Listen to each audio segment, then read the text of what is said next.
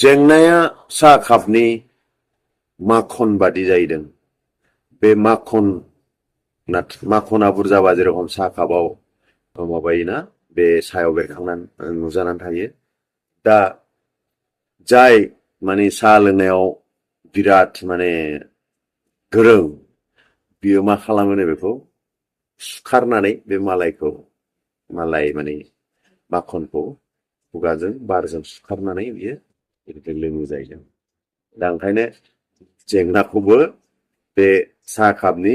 गाइखेर माखन सायाव थानाय बायदि सानना लानांगौ जाहैदों हाय गाइस आं सिमान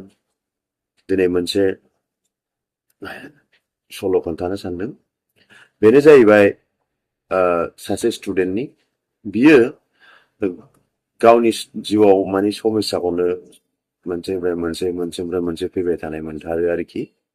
दा बियो दाना बेखौ लानानै टेनसनाव थायो आरो बेनिफ्राय सानबाय बे सानसेखालि आं सारनाव थांसै गावनि मोजां मोननाय सार गावसिनि स्कुलनि टिचार बेनिफ्राय बियो थांबाय सारनाव बेरायहैनो दाना सार आङो नोंजों रायज्लायनो फैदों खिन्थु दिनै माबा मोनसे क्लासनि खामानिनि थाखाय नङा आरोखि माबा मोनसे साबजेक्टनि सोमोन्दै स्टाडि खालामनो फैयाखै स्टाडि लानो फैयाखै होनबाय आङो दिनै रायज्लायनोसो फैदों सारा बुंबाय दे मा रायज्लायनांगौ दे रायज्लायनि जाबाय जिरायनो होबाय बेनिफ्राय बुंबाय सार आंनाव समस्यानो मानो जोबा मोनसेनिफ्राय मोनसे फैबाय थायो जाबाय अ होननानै सारा चल किटचेनाव थौ जाबाय स्टुडेन्टखौ लेंबाय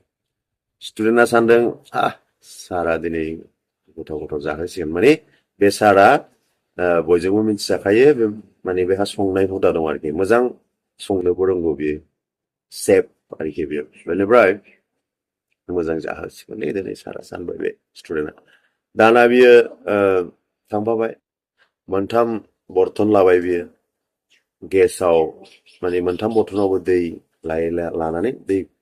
बर्तन मोनथामखौबो जानबाय बे गेसाव ओमफ्राय दाना मोनसेयाव बियो आलु होबाय 5टा मोनसेयाव बे दावदै दैनैसो होबाय आरो मोनसेयाव बियो कफि बेगरखौ बे माखासे होबाय दाना थिग एखे टाइमावनो बे गेसखौ बन्द खालामबाय माखासे सम उनाव दाना स्टुडेन्टखौ सोंबाय माबा मोनसे हमनो हाबाय नामा नों माबा खोथा ओहो सार आं जेबो हमनो हायाखै जाबाय तखन सारा फार्स्टआव आलुखौ माबाबाय आलुखौ दिरुनबाय ओमफ्राय थिग दावदैखौबो दिरुनबाय थिग कफिनि बै दोखौबो माबानानै जेन'बा कापाव लुबाय तखन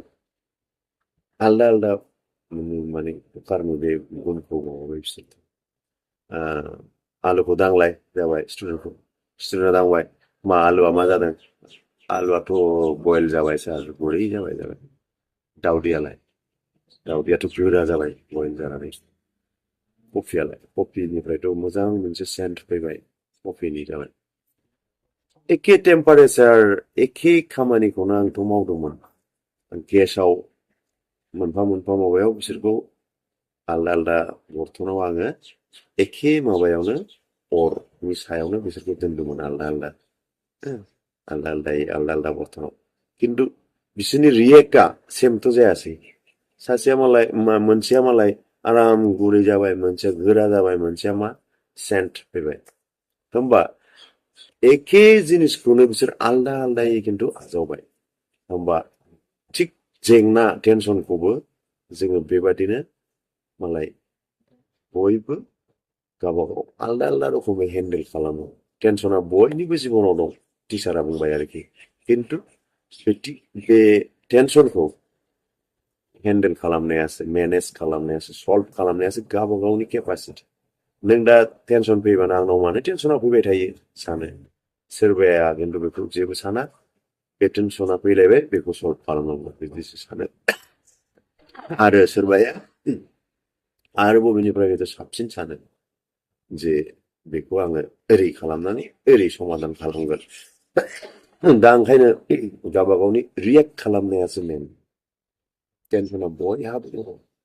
नोंनावल' टेनसन दं नों बेखौ मालाबा सानजाबाय आरोखि स्टुडेन्टखौ दा बे सल'निफ्राय जोङो बेखौनो सानना लानांगौ बे सेम खोथा जे टेनसना बयनिबो जिउआव फैखायो दा बे टेनसनखौ जोङो माने बोरै समाधान खालामनो हायो बेखौ जोङो रेडि जानांगौ आरो समाधान खालामनांगौ फेस खालामनांगौ बेनिफ्राय जोङो आवगायलांनांगौ टेनसन फैबानो आंनाव मानो टेनसन फैबाय थायो होनोबाथ' नोङो खावसेखौनो नों जेननाय लाखाबाय मानोना नों बे टेनसनखौ फेस जानोनो गोसो गैया समाधान खालामनांगौ नोङो माने जेननाय लाखानायासो नोंनाव रासि